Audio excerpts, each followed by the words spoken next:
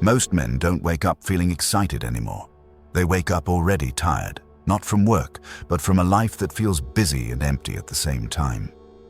Before he even gets out of bed, his hand reaches for the phone, emails, messages, endless feeds. He scrolls without intention, letting other people's lives flood his mind before his own has even started. Then habit takes over, beating his own meat. No connection, no effort, just routine. Before he's thought about direction, discipline, or work, his energy is already spent on impulse. He lies there for a moment afterward, distracted, slightly ashamed, then gets up. Breakfast is rushed, whatever is fastest, whatever asks the least from him. The day begins, but nothing feels sharp. Focus is fractured. Motivation feels distant. By midday, he hasn't built anything real. No deep work, no effort he'd be proud to explain to someone else. So he escapes again. Scrolling, videos, games, digital worlds where progress is instant and rewards are guaranteed. Unlike real life, where effort feels heavy and uncertain. And before we fully understand the collapse of modern men, we need to remember how men once lived. Not in some distant myth, not in a romantic fantasy. Just a few generations ago, men woke with the sun. Their bodies moved before their minds scattered. Work demanded presence, farming, building, repairing. Hands in the soil, sunlight on the skin, muscles under real load. Hunger was a signal. Fatigue meant the day had been lived. Focus wasn't trained, it was required. Silence wasn't uncomfortable, it was normal. At night, men slept because they were spent from living, not overstimulated from avoiding themselves. Those lives were harder, but the men were steadier, calmer, and harder to break. Today, night comes and silence feels threatening. So he chases stimulation, alcohol, casual sex, clubs, sometimes gambling, not to win, but to feel something sharp enough to cut through the numbness. He collapses into bed drained, not fulfilled, and he calls this life. Tomorrow looks the same. So does next year. No disaster, no dramatic collapse. Just a slow, silent erosion. This is the quiet burden haunting modern men. And long before screens, endless pleasure, and constant distraction existed, Arthur Schopenhauer saw it coming. He warned that when a man is ruled by desire, his will slowly turns against him. Because desire never builds, it only demands. The more comfortable life becomes, the weaker the will grows. Modern men are not destroyed by suffering. They are dissolved by comfort. They mistake stimulation for fulfillment, motion for progress, pleasure for purpose. And when that happens, life doesn't collapse loudly. It shrinks quietly, until one day you realize years have passed. The modern man believes he is free. He believes that comfort, choice, and endless stimulation are his allies. But the truth is far darker. Comfort is a chain, invisible, silent, slow. It does not strike. It does not announce itself. It sneaks in, softening resolve, weakening discipline, and eroding ambition. Long before smartphones, social media, and streaming existed, men were shaped by friction. The sun, the soil, and the physical demands of life demanded focus. The body could not idle, and the mind could not escape effort. That friction built more than muscle. It built the will. The will is the engine of every meaningful life. It drives discipline. It drives courage.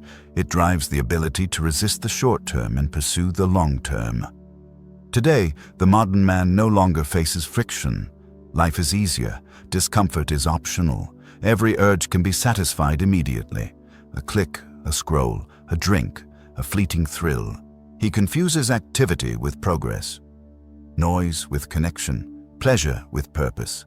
And that is the subtle death Schopenhauer saw coming. A life where desire rules, where impulses, not intention, dictate the day, where the body and mind are fed, but the will starves. Comfort feels like freedom, but it is not freedom, it is surrender. Surrender to distraction, surrender to lethargy, surrender to anything that gives relief without cost.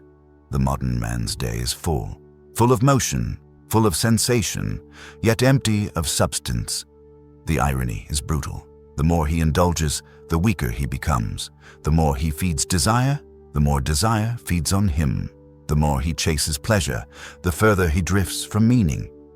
This is why so many men today are exhausted, anxious, restless, yet somehow bored at the same time. They live in motion, but never arrive. They escape discomfort, yet the discomfort follows them everywhere. In the chest, in the mind, in the quiet moments when no one is watching. Schopenhauer wrote that suffering is not the enemy. Suffering shapes the will. It tests it. It strengthens it. Comfort, on the other hand, corrodes it. And the modern man does not even notice. The chain is silent. The surrender is invisible. The collapse is gradual. By the time he realizes he has lost something, it is almost gone. The ability to endure, the ability to resist, the ability to be fully alive. And this is only the beginning. Because comfort doesn't just weaken men physically or mentally. It changes the way they desire, the way they relate, the way they fight for what matters. Desire is supposed to drive men forward. It is meant to be a force, a fuel, a signal of what matters. But the modern man has misunderstood it. He does not master it, he obeys it. And this obedience is the silent trap Schopenhauer warned about. Every urge, every craving, every fleeting pleasure becomes a master. Not a tool, not a compass, a master. The modern man chases sensation because it feels good. But he is chasing nothing. The scroll, the game, the drink, the casual encounter. All are temporary spikes in a brain starved for real challenge. Each one leaves him slightly emptier than before. And here is the cruel pattern. Desire begets more desire. The more he indulges, the more urgent it becomes. The more urgent it becomes, the less he can resist. The less he can resist, the further he drifts from purpose. Schopenhauer called this the will, the blind, endless force inside every man that pushes, pulls, and never rests. Left unchecked, it does not elevate, it destroys. Modern men are surrounded by stimuli engineered to hijack this will. Every app, every screen, every temptation feeds the blind force. They are trained to obey desire rather than to command it, and the result is predictable. Men who are restless yet passive, ambitious yet distracted, capable yet unwilling to endure. They fight battles that don't matter. They chase goals that vanish. They measure themselves against illusions rather than reality. Desire, once a tool, becomes a jailer. Pleasure, once a reward, becomes a teacher of weakness. And every indulgence is a lesson in surrender. This is why so many men feel powerless in a world full of options. They are enslaved not by circumstance, but by themselves. By impulses they can't name, by habits they can't break. And the worst part, most never see it coming. They think life is meant to feel good. They think freedom is the absence of effort. They think happiness is found in indulgence. But Schopenhauer understood the truth long ago. A man who surrenders to desire is not living, he is being lived. And when that happens, nothing external can fix it. No relationship, no wealth, no thrill. The only way out is internal, a confrontation with the will, a mastery of desire. Let's now see what happens when modern men lose inner authority and why seeking approval from the world only deepens the collapse. The modern man no longer commands himself. He seeks approval, validation, confirmation from a world that doesn't care. Schopenhauer warned that a man without inner authority is vulnerable. Not to enemies, not to circumstance, but to his own impulses. He checks his phone for likes. He chases compliments he doesn't earn. He mirrors other people's expectations instead of creating his own. Every decision is filtered through the gaze of others, every action weighed against imagined judgment, every desire measured not by its value, but by how it will be received. And slowly, subtly, this kills him from the inside. Discipline falters, courage fades, authenticity disappears. A man without inner authority cannot endure discomfort. He cannot persist through challenges. He cannot confront the truth of his own weakness. Instead, he adapts to approval. He lives to please, to fit in, to be tolerated rather than respected. This is why modern men are anxious, yet complacent, bold, yet timid. They have bodies capable of strength, minds capable of clarity, and yet they surrender their power to external validation. The irony is brutal. The more he seeks approval, the less he earns it. Because no one respects a man who respects only what others think. No one trusts a man who cannot trust himself. And yet he continues. Habit, fear, the illusion of connection. Meanwhile, his inner life contracts. Ideas that could have been explored remain dormant. Ambitions that could have been realized are postponed indefinitely. His will grows weaker, and his life becomes a series of reactions, not creations. Schopenhauer wrote that mastery of the self is the only true freedom, not wealth, not status, not fleeting pleasure. When a man loses command over himself, he loses command over life, and the world, indifferent as it is, does not pause to wait for him to catch up. This is why so many modern men feel a quiet despair even when life seems fine. Everything external is available. Everything internal is surrendered, and this surrender is invisible. It feels safe. It feels justified. It feels like life. But it is a slow erosion, a collapse of authority that no one notices until it's almost too late. There is a way out, but it is not easy. It never was. And modern men rarely take it because it demands what they have long avoided: effort, discomfort, and self-confrontation. Schopenhauer taught that the will is the core of every man. It is the engine of action, the source of discipline, and the foundation of purpose. But the modern man has let it atrophy. He has surrendered it to desire, comfort, and validation. The first step toward reclaiming it is awareness. You must see the patterns you live in, the distractions, the impulses, the cycles that drain your energy before your day even begins. You must name the quiet decay. Without recognition, change is impossible. The second step is discipline, not as punishment, but as training. The body and mind must be reminded of their capacity to endure. Wake earlier than necessary. Move your body before your mind escapes. Face work that is hard, tedious, or unglamorous. Do things that matter even when they feel uncomfortable. The third step is confrontation with desire.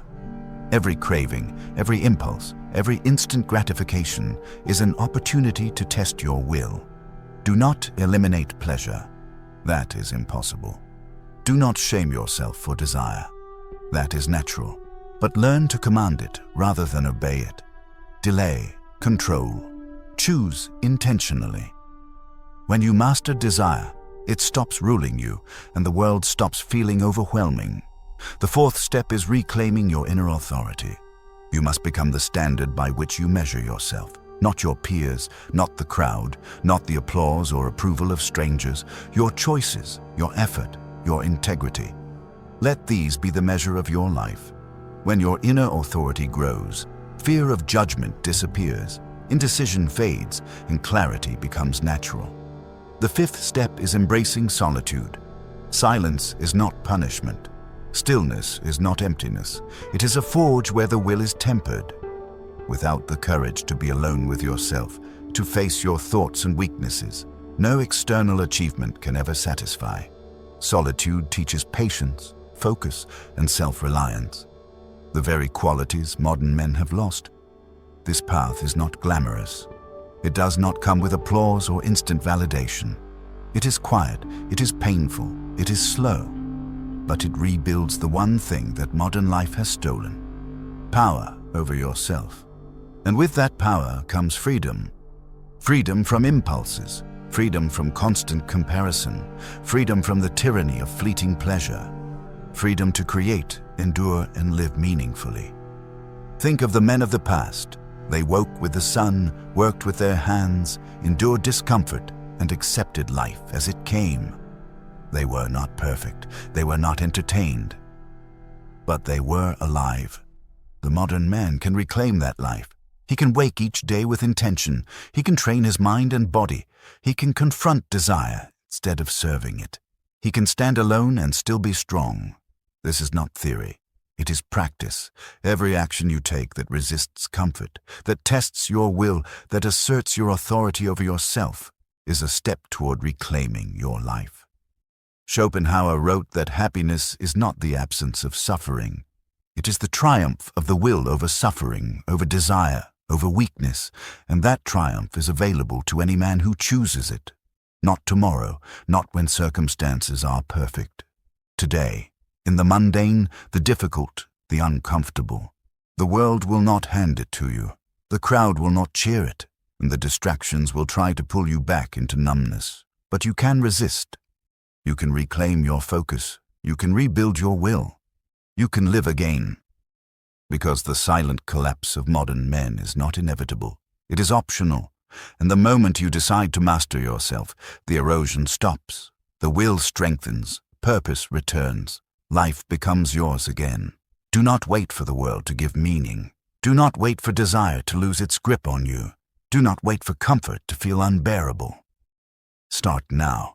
The first step is yours to take, and every step after that will shape a man who is no longer quietly collapsing, but quietly, relentlessly, building a life worth living.